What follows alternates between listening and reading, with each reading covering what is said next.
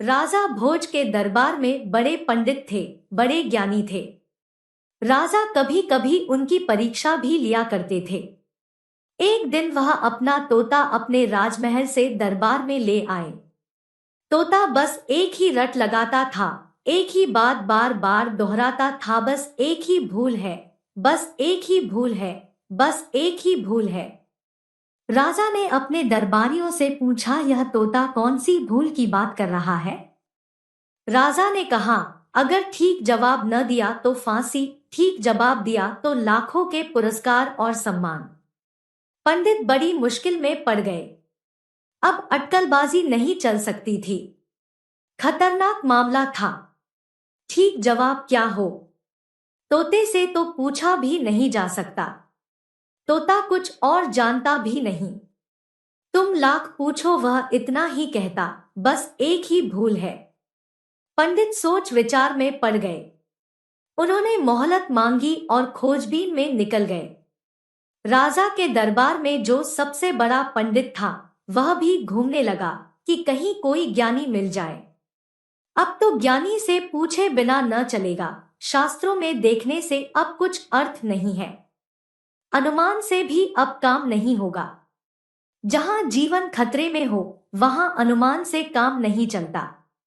तर्क इत्यादि भी काम नहीं देते। तोते से कुछ राज निकलवाया नहीं जा सकता। वह अनेकों के पास गया लेकिन कहीं कोई जवाब न दे सका कि तोते के प्रश्न का उत्तर क्या होगा। पंडित राजमहल की तरफ बड़े उदास मन से लौट रहा था कि रास्ते में एक चरवाहा मिल गया। उसने पूछा, पंडित जी बहुत उदास है, जैसे पहाड़ टूट पड़ा हो आपके ऊपर, कि मौत आने वाली हो, इतने उदास। बात क्या है? तो उसने अपनी अड़चन कही, दुविधा कही। उस चरवाहे ने कहा, फिक्र न करें, मैं हल कर दूंगा। मुझे पता है, लेकिन एक ही उलझन है। मैं चल तो सकता हूं लेकिन मैं बहुत दुर्बल हूं और मेरा यह जो कुत्ता है इसको मैं अपने कंधे पर रखकर नहीं ले जा सकता। इसको पीछे भी नहीं छोड़ सकता। इससे मेरा बड़ा लगाव है। पंडित ने कहा, तुम फिक्र छोड़ो, मैं इसे कंधे पर रख लेता हूं। उन ब्राह्मण महाराज ने कुत्ते को कंधे पर रख लिया। दोनों राजमहल में पहुंचे। तोते ने वही रट लगा रखी थी कि एक ही भूल है, बस एक ही भूल है। चरवाहा हंसा। उसने कहा, महाराज देखें भूल यह खड़ी है। वह पंडित कुत्ते को कंधे पर लिए खड़ा था। राजा ने कहा, मैं समझा नहीं। उसने कहा कि शास्त्रों में लिखा है कि कुत्ते को पंडित न छुए और अगर छुए तो स्नान करे, और आपका महापंडित कुत्ते को कंधे पर लिए खड़ा है। लोभ जो न करवाए सो थोड़ा है। बस एक ही भूल है, लोभ और भय। लोभ का ही दूसरा हिस्सा है, नकारात्मक हिस्सा। यह एक ही सिक्के के दो पहलू हैं। एक तरफ भय, एक तरफ लोभ। ये दोनों बहुत अलग अलग नहीं है। जो भय से धार्मिक है वह डरा है दंड से, नरक से, वह धार्मिक नहीं है।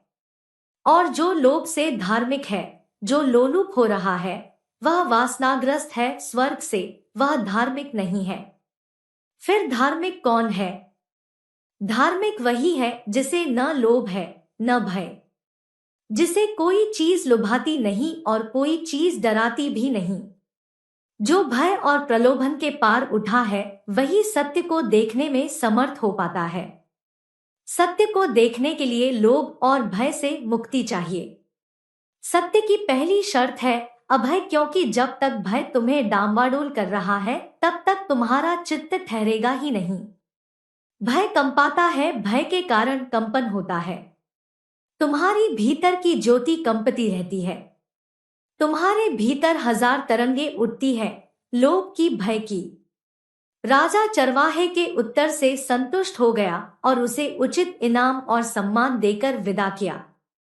बोलो जय श्री राधे कृष्णा।